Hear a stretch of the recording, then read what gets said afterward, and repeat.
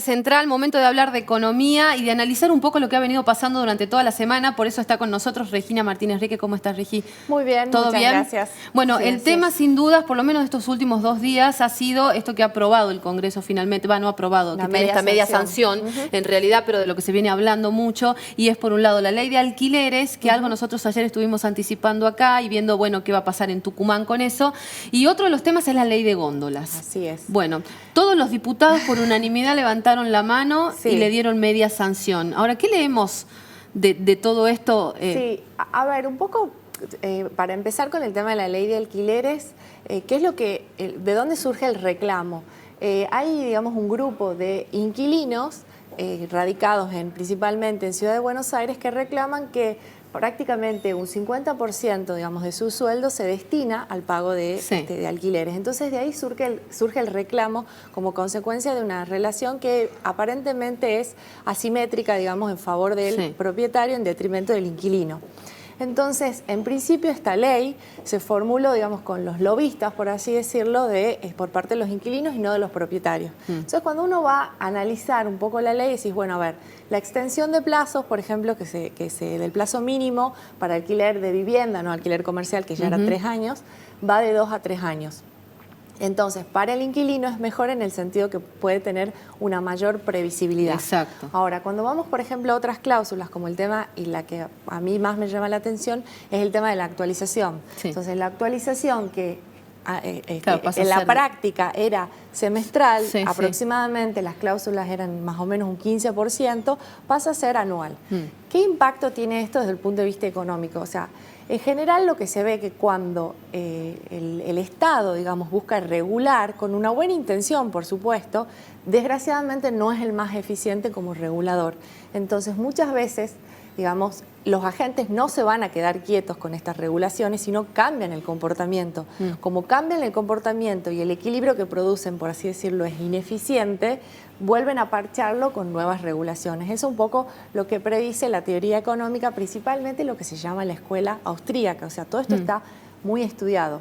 Lo llamativo es que dentro, digamos, de la Cámara de Diputados hay economistas que votaron y aún así a favor, sin un poco analizar las consecuencias, porque ¿qué es lo que se ve? A ver, ¿cuál es el problema realmente de fondo en el tema de los alquileres? Tenemos 8 millones de personas en Argentina que son inquilinos, entonces hablamos de un déficit habitacional. Entonces, ¿qué sería lo ideal? Que estas personas no alquilen si no sean propietarios. Entonces, yo creo que el principal problema acá es un problema de diagnóstico, o sea, de justamente no conocer el problema de fondo e ir parchando, tener soluciones alternativas. Si vos me preguntás a mí, para solucionar el déficit habitacional hay que dar crédito, para que la gente deje de ser inquilina. Algo de eso justamente decía ayer, ¿no? Guzmán de la Cámara de Corredores, que sería una de las políticas realmente muy necesarias, que haya una política de créditos de verdad hipotecarios para la clase media. Si querés, vamos un pasito, digamos, más atrás y decís, bueno, ¿y cómo haces para tener créditos en una economía inflacionaria, digamos, como la nuestra, que prácticamente no tiene moneda? Si nosotros, incluso muchas veces desde el gobierno y en muchos casos desde los medios, se instaura la idea esta de que el sistema financiero es toda una timba, el mercado de capital es toda una timba, y siempre lo hablamos, digamos, al respecto. Entonces, si vos no tenés un sistema financiero, es la forma en la que, digamos, los ahorros del sector privado se canalizan hacia la inversión y hacia el crédito.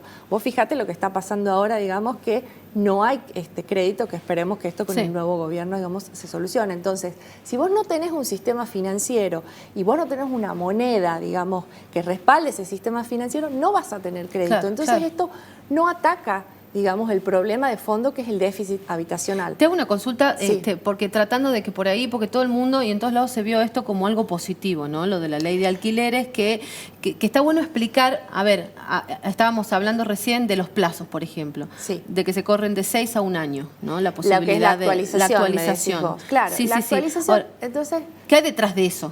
Claro, a ver, cuando vos, por ejemplo, en el caso de la actualización, ¿qué impacto puede llegar a tener la actualización que sea anual? Hay mucha incertidumbre, tanto para el inquilino como para el propietario. Vos antes ponías una cláusula del 15 al 20% y vos sabías que en 6 meses tenías que pagar esto. Ahora en un año no sabes cuánto vas a pagar y cuánto vas a cobrar. Y más aún lo que se establece es una fórmula ya parametrizada que ajusta por inflación y por el índice de variación de salarios que tiene que ser construido y publicado, digamos, por el Banco Central. Si vamos a los números, que a mí siempre, o sea, digamos, hay que ir a los números porque si no todo queda en un relato. Si nosotros aplicáramos, digamos, y comparáramos la fórmula actual que propone esta ley, el inquilino debería pagar un mayor alquiler que el que está pagando actualmente. O sea, se ajustaría a una velocidad más rápida. Acuérdate lo que pasó con los créditos UVA, que justamente son los que ajustan por inflación.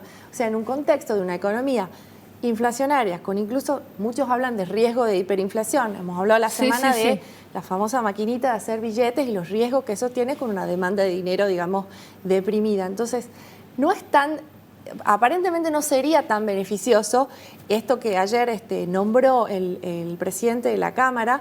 Hay varios estudios también con base en lo que es el IPC y en base a, digamos, a la evolución de los contratos de alquiler en la Ciudad Autónoma de Buenos Aires, que es donde más información se tiene, que muestran que incluso los alquileres desde el 2001 evolucionaron a una tasa menor que la inflación, o sea que en términos reales los alquileres están más baratos. Claro.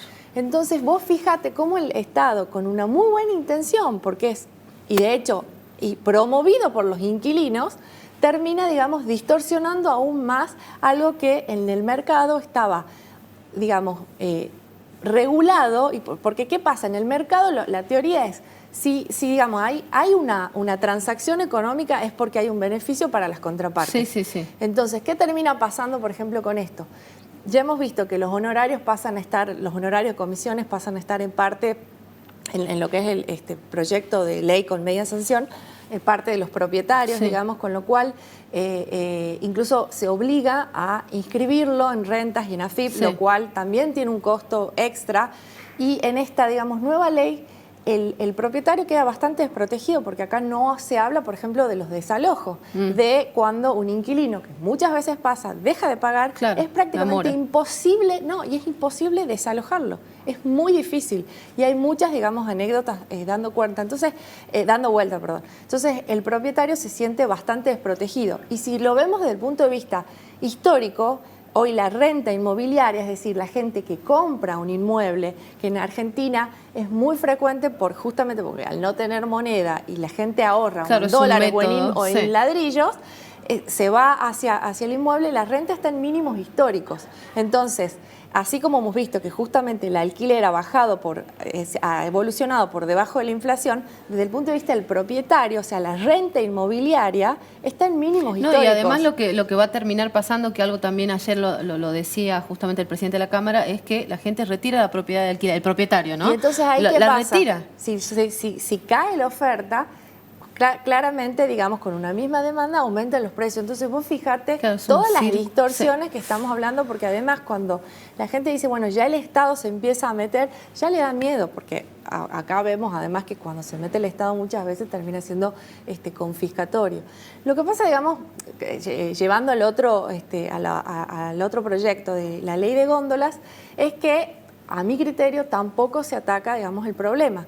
Porque si vos querés, o sea, una intervención, digamos, en una norma, una regulación por parte del Estado, va a ser exitosa sí y solo si se aumenta la oferta del producto del mercado al cual se está regulando, y eso como consecuencia, al aumentar la oferta, baja el precio. O sea, que en general la competencia es la que, digamos, la libre competencia, por así decirlo. Claro, porque acá lo que se busca es dar más lugar a otras marcas y no a las monopólicas, de alguna manera era la idea. Desde el punto de vista ideológico está muy bien. Ahora vamos al punto de vista práctico.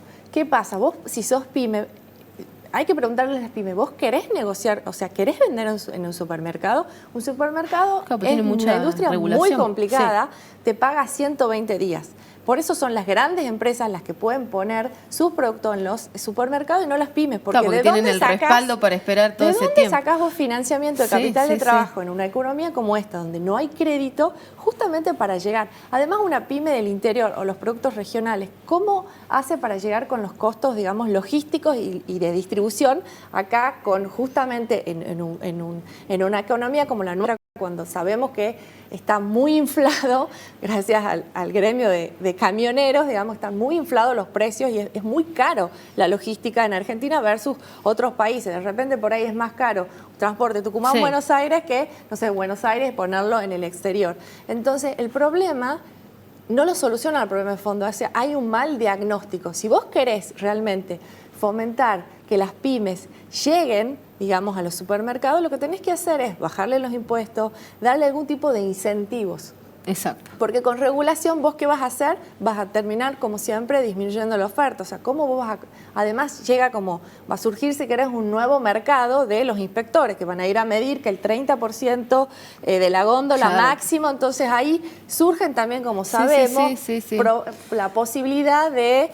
de que aparezcan los pícaros. Los pícaros, exactamente. O sea que mi visión es que, si bien la intención es buena, digamos, lo que predice la teoría económica es que el Estado, como al imponer reglas de juego, encima no teniendo en cuenta, digamos, todas las voces que son parte de este mercado, termina introduciendo más distorsiones y más fallas de las que busca solucionar. Bien, Regi, espectacular, porque la verdad creo que quedó clarísimo, nos hizo pensar a todos respecto de estos dos temas. Vamos a ver qué pasa más adelante de todas formas, ¿no? Sí, yo siempre digo, o sea, si bien esto es lo que predice la teoría, yo me juego a decir, digamos, que va a ser un equilibrio ineficiente. Hay que ver qué es lo que hace un poco la Cámara de Senadores, digamos, si aprueba o no, o si lo da vuelta con algunas modificaciones, porque ya se han empezado a alzar voces, y sobre todo esto, o sea, vos estás queriendo, en el caso de alquileres, bajar los costos a la larga lo estás subiendo. Va a ser diferente. Y con las expectativas de inflación que hay, imagínate,